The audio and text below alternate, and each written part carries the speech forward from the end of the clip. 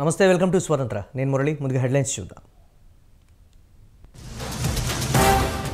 AP సర్కారుతో అంగన్వాడీల చర్చలు విఫలం. రేపు ఎమ్మెల్యేల ఇళ్ల ముట్టడికి పిలుపు.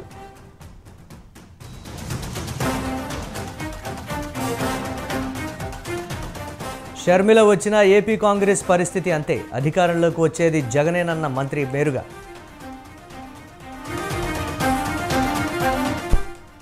ఓటుకు బదులుగా ఓటీపీ అడుగుతున్నారు. టీడీపీపై మంత్రి కారుమూరి విమర్శలు.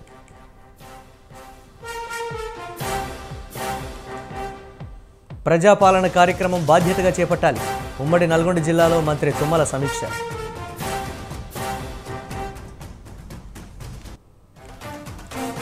స్థానిక ఎన్నికల్లో బీఆర్ఎస్ను గెలిపించాలన్న కడియం. స్టేషన్ ఘనపూర్లో గులాబీ నేతల విస్తృత స్థాయి సమావేశం.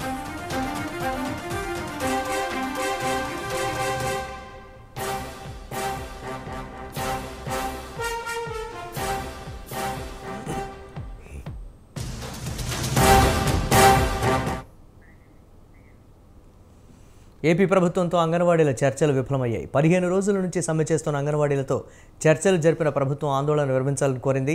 మంత్రులు బొత్స సత్యనారాయణ, సజ్జల రామకృష్ణారెడ్డి అంగన్వాడీ నాయకులతో చర్చలు జరిపారు. ప్రస్తుతం జీతాల పెంపు సాధ్యం కాదని ప్రభుత్వం తేల్చి చెప్పింది. అంగన్వాడీలు విధులకు హాజరు కావాలని కోరారు. సంక్రాంతి తర్వాత మరోసారి చర్చలు జరుపుతామన్నారు మంత్రి బొత్స.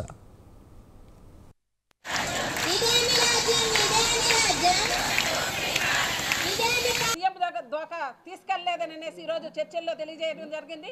పండగ పోతే మళ్ళీ చెప్తామని అన్నారు. పండగ పోయిన తర్వాత కూడా జీతాన్ని ఏమాత్రం పెంచే ప్రసక్తి లేదని చెప్పినారు. నెక్స్ట్ గవర్నమెంట్లో జీతం పెంచుతానన్నారు. కాబట్టి ఖచ్చితంగా కూడా మహిళలనే ఇది కూడా లేకుండా 15 రోజుల నుంచి నడి రోడ్లో ఉంటే మహిళలు అనేది పట్టించుకోకుండా ఈరోజు గవర్నమెంట్ ఈ రకంగా చేయడం చాలా శోచనీయం. ఈరోజు అంగన్వాడీ వర్కర్లు అంటే చాలా చిన్న చూపు చూసే పరిస్థితి ఉన్నది. మేము అది పెంచినాం, అది చేసినాం, ఇది చేసినాం అని చెప్తున్నారు. ఏమాత్రం కూడా వాళ్ళు చేసినవన్నీ కూడా చాలా లోపభూషణంగా ఉన్నాయి. ఈరోజు మట్టి ఖర్చులు అన్నారు, దాన్ని చేసిన పరిస్థితి లేదు. అదేవిధంగా ₹1,00,000 40,000 అన్నారు.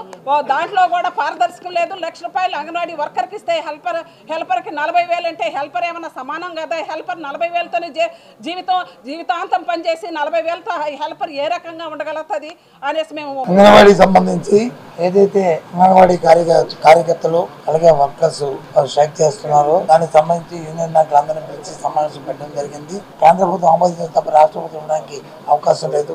అయినప్పుడు కూడా రాష్ట్ర ప్రభుత్వం ఎవరైనా సరే రిటైర్మెంట్ అయితే వాళ్ళకి ₹1,00,000 ఇప్పుడు 50,000 ఇస్తుందాన్ని 1,00,000 చేస్తామని చెప్పాము.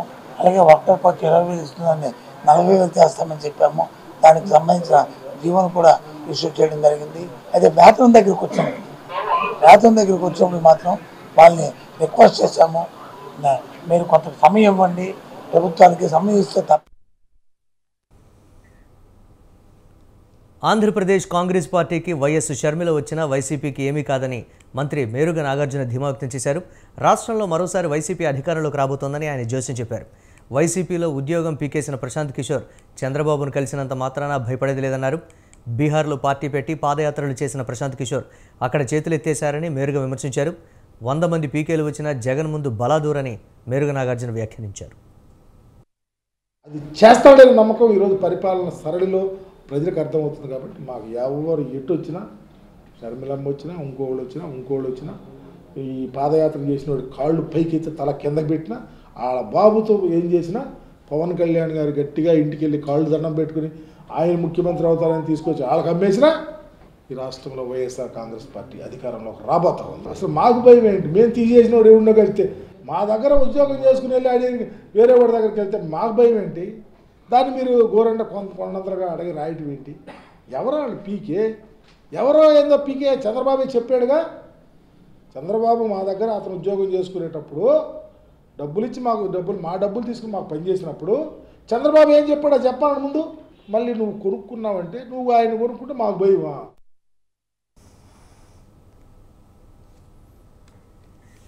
ఆంధ్రప్రదేశ్లో ఓటీపీ దొంగలు తిరుగుతున్నారు. ప్రజలు జాగ్రత్తగా ఉండాలని మంత్రి కారుమూరి నాగేశ్వరరావు హెచ్చరించారు. ప్రజాస్వామ్యంలో ఓటు అడిగే హక్కు అన్ని పార్టీలకు ఉంటుందని, కానీ ఏపీలో టీడీపీ ఓటుకు బదులు ఓటీపీ అడుగుతోందన్నారు. ఓటీపీ చెబితే మన విలువైన వివరాలు తెలుసుకొని మన ఓట్లు గల్లంతు చేస్తారని, మన ఖాతాల్లోకి జొరబడి మన డేటాను చోరీ చేస్తారన్నారు. ఓట్ల ముసుగులో ఓటీపీలు అడగడం దొంగతనానికి నిదర్శనమని మంత్రి కారుమూరి విమర్శించారు. ఇది ముమ్మాటికి సైబర్ క్రైమ్ కిందకు వస్తుందన్నారు. మీ ఇళ్లకు వచ్చి ఎవరైనా ఓటీపీ అడిగితే పోలీసులకు కంప్లైంట్ చేయాలని మంత్రి తెలిపారు. ఏ పార్టీ అయినా ఎవరైనా పెట్టుకోవచ్చు. ఇది ప్రజాస్వామ్య దేశం. ఈ ప్రజాస్వామ్య దేశంలో ఓటు అడిగే హక్కు ఎవరికైనా ఉంది. ఏ రకంగా అడగాలో ఆ రకంగా అడుగుతానికి కొన్ని పరిమితులు ఉన్నాయి. ఆ పరిమితులు లోబడి ఎవరైనా ప్రచారం చేసుకోవచ్చు. ఎన్ని రకాల పత్రికలైనా ముద్రించి పంచుకోవచ్చు. కానీ కొంతమంది ఓట్లు అడిగే ముసుగులో ఓటీపీలు అడుగుతున్నారు. ఇది చట్టరీత్యా నేరం, సైబర్ క్రైమ్. ఇది ఎంచేతంటే ఒక ప్రజాస్వామ్యంలో అతని ఓటీపీలు అడిగేది ఒక కేంద్ర గవర్నమెంట్కి సంబంధించిన ఎంప్లాయీస్, ఒక రాష్ట్రానికి సంబంధించిన. ప్రజాపాలన కార్యక్రమాన్ని బాధ్యతగా నిర్వహించి ప్రభుత్వ లక్ష్యాన్ని నెరవేర్చాలని అధికారులను మంత్రి తుమ్మల నాగేశ్వరరావు ఆదేశించారు. ఈ నెల 28 నుంచి జనవరి 6 వరకు నిర్వహించే ప్రజాపాలన కార్యక్రమంలో ప్రతి ఒక్కరూ దరఖాస్తు స్వీకరించాలని మంత్రి సూచించారు. ఉమ్మడి నల్గొండ జిల్లా ప్రజాప్రతినిధులు అధికారులతో తుమ్మల ప్రజాపాలన కార్యక్రమం సన్నాహక సమావేశం నిర్వహించారు. 100 రోజుల్లో 6 గ్యారంటీలు అమలు చేస్తామని మంత్రి ఉత్తమ్ కుమార్ రెడ్డి చెప్పారు. అభయ హస్తం కింద 6 గ్యారంటీలలో 2 గ్యారంటీలు ప్రారంభించినట్లు మంత్రి కోమటిరెడ్డి తెలిపారు.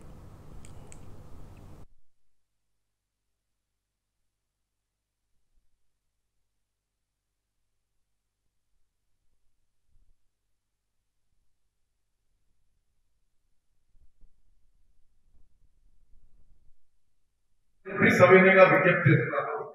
ఉదాహరణ గ్రామం 10,000 జనాభా, ఎక్కువ మంది ఒకేసారి అప్లికేషన్స్ ఇవ్వడానికి వస్తే ఏ విధంగా హ్యాండిల్ చేయాలో అది మీరు ఇనిషియేటివ్ తీసుకోవాలి ముందే.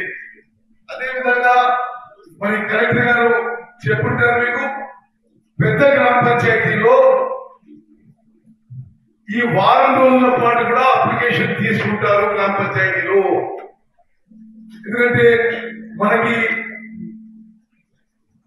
ఆ సందర్భం రాకూడదు. ఒక ఊరిలో పెద్ద పెద్ద క్యూలు అయిపోయి జనం యాసపడి అప్లికేషన్స్ ఇవ్వడంలో ఇబ్బంది పడి ఆ విధమైన ఊరి జనాభా బట్టి, మున్సిపల్ వార్డు యొక్క జనాభా బట్టి మీరు కౌంటర్ తయారు చేసుకోవడంలో మరి జనానికి ఇబ్బంది లేకుండా ఈ అప్లికేషన్స్ కలెక్ట్ చేసే ప్రక్రియ మీ ఇనిషియేటివ్ నుంచి మనం చేస్తున్నారు.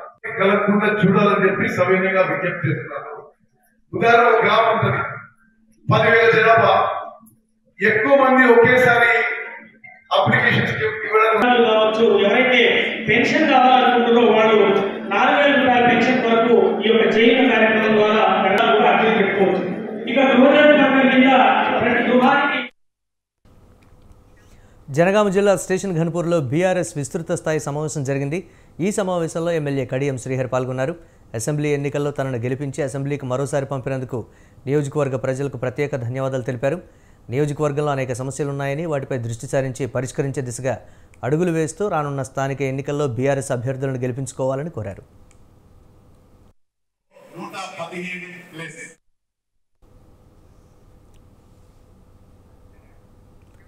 సెక్యులర్ పార్టీగా చెప్పుకునే బీఆర్ఎస్ సెల్ఫ్ గోల్ వేసుకుందా?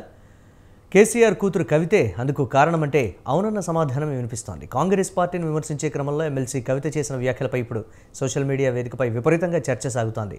గతంలో హస్తం పార్టీ నేతలు ఆరోపించినట్లుగా బీజేపీ బీఆర్ఎస్ ఒకటేనన్న వాదన బలంగా వినిపిస్తోంది.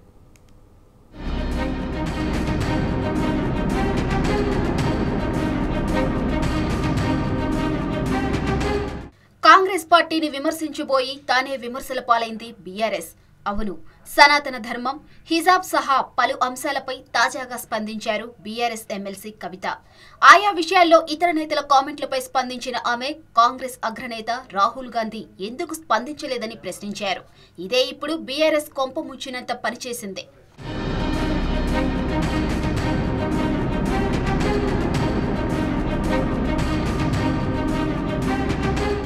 కవిత కామెంట్లను ఓసారి పరిశీలిస్తే కాంగ్రెస్ పార్టీ డీఎన్ఏలోనే హిందుత్వ వ్యతిరేక ధోరణి ఉందని ఆరోపించారామె.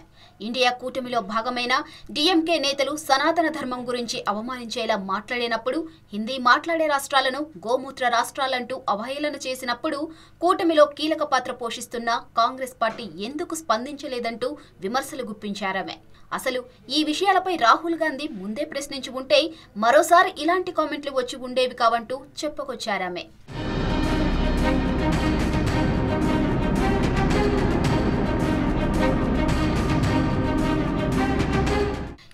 కల్వకుంట్ల కవిత సెల్ఫ్ గోల్ చేసుకున్నారన్న అభిప్రాయం సర్వత్రా వ్యక్తమవుతుంది. అన్ని మతాలు, కులాలు తమకు ఒకటేనని, తమది సెక్యులర్ పార్టీ అంటూ ఎప్పుడూ చెబుతుంది బీఆర్ఎస్. కానీ కవిత కామెంట్లను కాస్త విశ్లేషించి చూస్తే బీజేపీ అడుగుజాడల్లో ఆమె నడిచినట్లే కనిపిస్తుందన్న వాదన వినిపిస్తుంది. ఎందుకంటే కరుడు కట్టిన హిందుత్వానికి ప్రతీకగా తమ వాణిని బలంగా వినిపిస్తుంది కమలం పార్టీ. గతంలో మతతత్వ రాజకీయాలను విమర్శిస్తూ డీఎంకే నేతలు చేసిన వ్యాఖ్యలను బీఆర్ఎస్ నేతలు పరోక్షంగా సమర్థించారు కూడా. అయితే ఇప్పుడు అందుకు భిన్నంగా కవిత చేసిన వ్యాఖ్యలు చర్చనీయాంశంగా మారాయి. కవిత కామెంట్లు తాము బీజేపీ వెంటే ఉన్నామనే సంకేతాలు ఇచ్చినట్లే ఉన్నాయనే చర్చ సోషల్ మీడియాలో సాగుతుంది.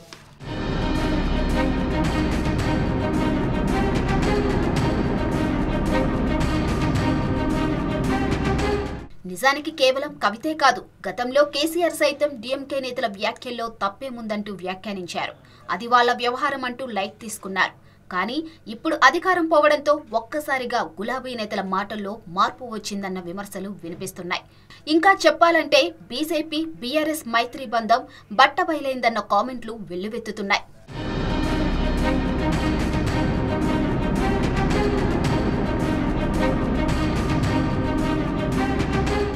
ఇక ఇదే అంశంపై తెలంగాణ అసెంబ్లీ ఎన్నికల ప్రచారం సమయంలోనూ రాహుల్ గాంధీ కీలక వ్యాఖ్యలు చేశారు. బీజేపీ బీఆర్ఎస్ ఒకటేనని ఆరోపించారు. ఇప్పుడు కవిత చేసిన వ్యాఖ్యలతో అది నిజమేనన్న సంకేతాలు ప్రజల్లోకి బలంగా వెళ్లాయన్న అభిప్రాయం వ్యక్తమవుతుంది. మరి ఈ మొత్తం వ్యవహారంపై, ప్రత్యేకించి కవిత వ్యాఖ్యలపై బీఆర్ఎస్ ఎలా స్పందిస్తుందో చూడాలి మరి.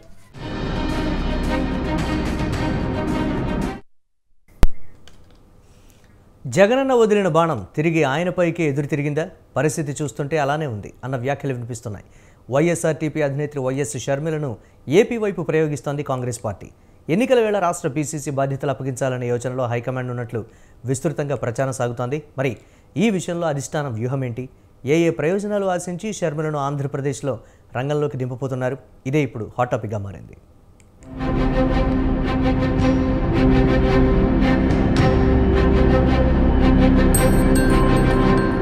తెలంగాణలో సాధించిన విజయం కాంగ్రెస్ పార్టీలో జోష్ నింపింది. ఈ క్రమంలోనే ఏపీలోనూ మళ్లీ పుంజుకోవడానికి అవసరమైన కసరత్తులను మొదలుపెట్టింది హైకమాండ్. ఈ నేపథ్యంలోనే గతంలో తమతో చేతులు కలిపిన వైఎస్ఆర్టీపీ అధినేత్రి వైఎస్ షర్మిలకు కీలక బాధ్యతలు అప్పగించేందుకు రంగం సిద్ధం చేసిందన్న వాదన వినిపిస్తోంది. ప్రత్యేకించి ఏపీ కాంగ్రెస్ బాధ్యతలు షర్మిలకు అప్పగించడం ద్వారా పార్టీకి మునుపటి వైభవం తేవాలని కాంగ్రెస్ హైకమాండ్ యోచిస్తోందన్న అభిప్రాయం వ్యక్తమవుతోంది.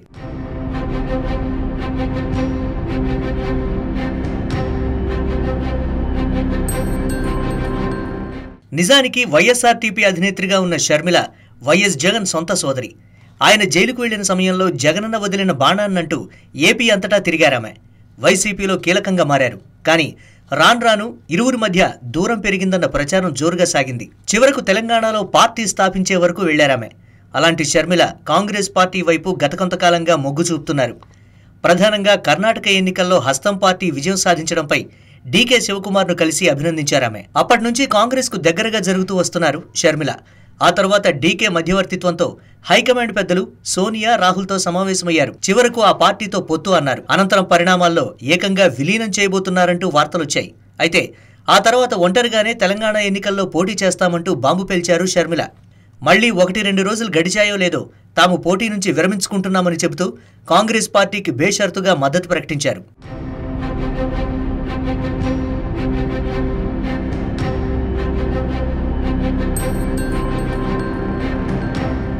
అయితే హైకమాండ్ షర్మిల మధ్య జరిగిన మంతనాల్లో ఆమె సేవలు ఏపీలో వినియోగించుకోవాలని ఆలోచిస్తున్నట్లుగా కాంగ్రెస్ పెద్దలు సూచనప్రాయంగా అప్పట్లోనే చెప్పారన్న వాదన వినిపించింది. ఈ క్రమంలోనే ఏపీ ఎన్నికలకు సమయం దగ్గర పడుతూ ఉండడంతో షర్మిలను రంగంలోకి దించేందుకు హస్తం పార్టీకి సిద్ధమైందన్న ప్రచారం విస్తృతంగా సాగుతోంది. కాంగ్రెస్ పెద్దలు ఇలా షర్మిలను ఏపీ బరిలో దించేందుకు సిద్ధమవడం వెనుక పెద్ద కారణమే ఉంది. వైఎస్ రాజశేఖర రెడ్డి మరణం అనంతరం పరిణామాల్లో వైఎస్ జగన్ కాంగ్రెస్ పార్టీ నుంచి విడిపోయి వైసీపీ పేరుతో కొత్త పార్టీని స్థాపించారు. దీంతో కాంగ్రెస్ పార్టీ ఆంధ్రప్రదేశ్లో అడ్రస్ లేకుండా పోయింది. కేడర్ అంతా వైసీపీ వైపే వెళ్లడంతో 2014-2019 ఎన్నికల్లో ఘోర పరాజయాన్ని చవిచూసింది. ఇలాంటి వేళ షర్మిలను తెరపైకి తీసుకురావడం, కీలకమైన రాష్ట్ర సారథ్య బాధ్యతలు అప్పగించడం ద్వారా వైసీపీలో ఉన్నటువంటి వైఎస్ సానుభూతి పరులు తిరిగి కాంగ్రెస్ పంచన చేరతారని భావిస్తోంది హైకమాండ్.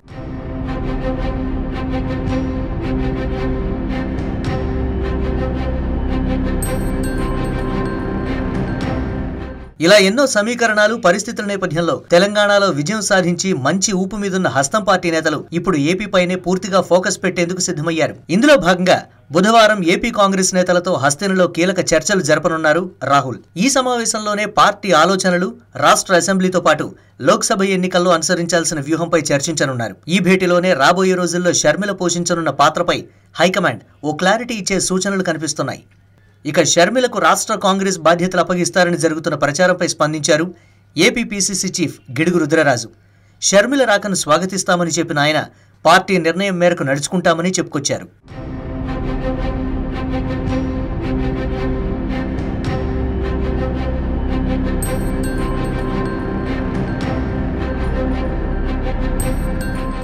మరో కీలక అంశం, ఏపీలో వైఎస్ జగన్ను ఓడించేందుకు టీడీపీ, జనసేన ఇప్పటికే చేతులు కలిపాయి. అయితే ఈ విషయంలో కాంగ్రెస్ పార్టీ కూడా తమకు కలిసి వస్తుందని ఆయా పార్టీల నేతలు భావిస్తున్నట్లుగా ప్రచారం సాగుతోంది. ఎందుకంటే తెలంగాణ ఎన్నికల్లో టీడీపీ పోటీ చేయలేదు, చివరి నిమిషంలో పోటీ నుంచి విరమించుకుంది. అయితే అంతర్గతంగా హస్తం పార్టీకి అనుకూలంగా టీడీపీ శ్రేణులు పనిచేశాయన్న వాదన ఉంది. అంతేకాదు కొంతమంది కాంగ్రెస్ అభ్యర్థులైతే ఏకంగా టీడీపీ కండువాలు సైతం మెళ్ళో వేసుకుని ప్రచారానికి వెళ్లడం అప్పట్లోనే హాట్ టాపిక్ గా మారింది. చివరకు కాంగ్రెస్ అధికారంలోకి వచ్చింది. ఈ అంశాన్ని దృష్టిలో పెట్టుకుని కాంగ్రెస్ సహకారం తమకు ఏపీలో అందొచ్చని టీడీపీ, జనసేన కూటమి అంచనా వేస్తోంది. ఇందుకు తగ్గట్లుగానే తాజాగా షర్మిల క్రిస్మస్ సందర్భంగా నారా లోకేష్ కు గిఫ్ట్ పంపుతూ చేసిన కామెంట్లు ఏపీ రాజకీయాల్లో పెను సంచలనం సృష్టించాయి.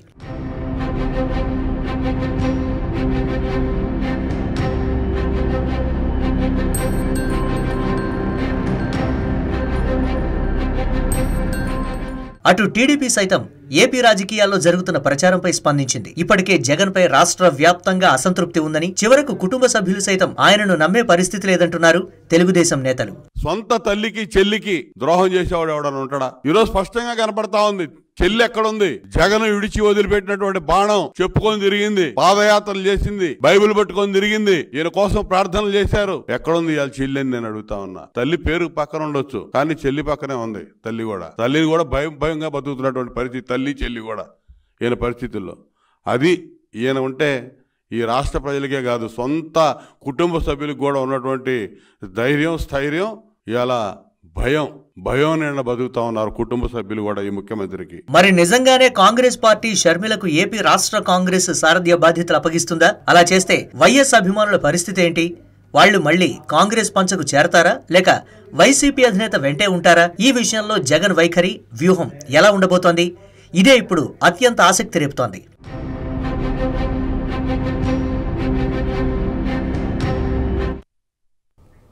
పల్నాడు జిల్లా తీవ్ర ఉద్రిక్తత చోటు చేసుకుంది. కురజాల గ్రామంలోని పాతపాటేశ్వరమ్మ గ్రామదేవత తిరునాళ్ల సందర్భంగా వైసీపీ, టీడీపీ వర్గాల మధ్య అవగాహన జరిగింది. ఇరు వర్గాలు కర్రలతో పరస్పరం దాడి చేసుకున్నారు. ఇరు వర్గాల వారిని పోలీసులు చెదరగొట్టారు.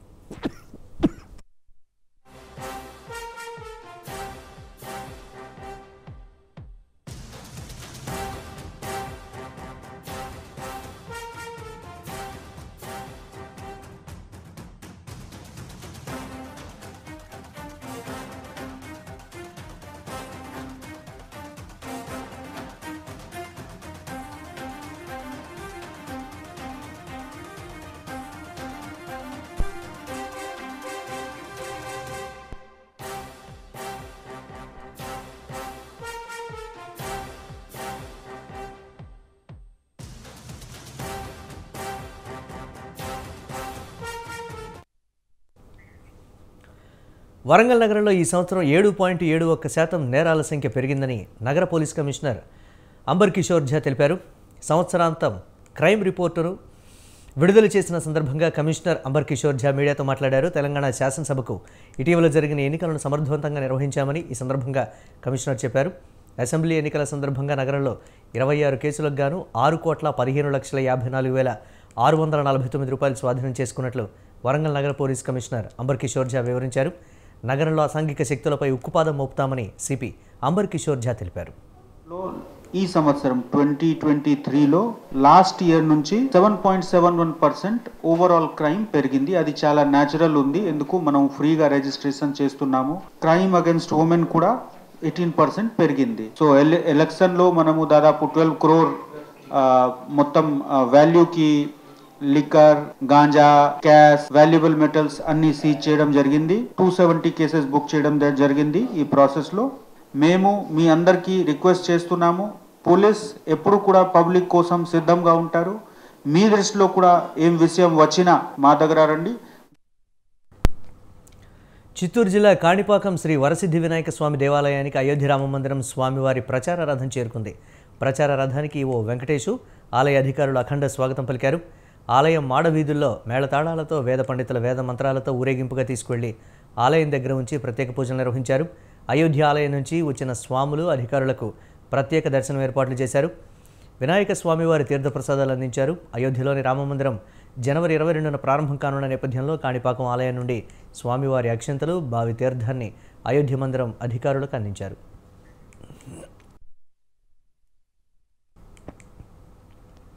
పౌర్ణమి సందర్భంగా విజయవాడలోని కనకదుర్గమ్మ అమ్మవారిని టీటీడీ మాజీ చైర్మన్ వైవి సుబ్బారెడ్డి దర్శించుకున్నారు. అమ్మవారికి వెండి తొడుగు, బంగారం తొడుగు ఆభరణాలను సమర్పించారు. అనంతరం అమరానే భక్తుడు అమ్మవారి గుడికి 2 వాహనాలను సమర్పించారని తెలిపారు. రాష్ట్ర ప్రజలందరికీ అమ్మవారి కరుణా కటాక్షాలు ఉండాలని అమ్మవారిని కోరుకున్నారని వైవి సుబ్బారెడ్డి తెలిపారు. రానున్న ఎన్నికల్లో మళ్లీ జగన్ అధికారంలోకి రావాలని అమ్మవారిని కోరుకున్నారని సుబ్బారెడ్డి చెప్పారు.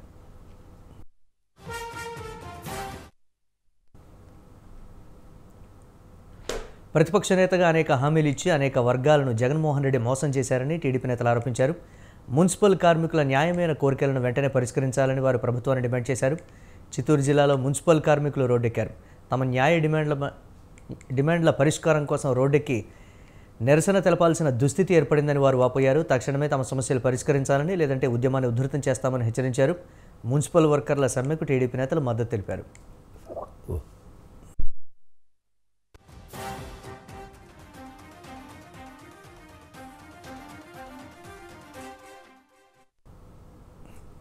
ఇవి ఇప్పటి వరకున్న అప్డేట్స్. కీప్ వాచింగ్ స్వతంత్ర.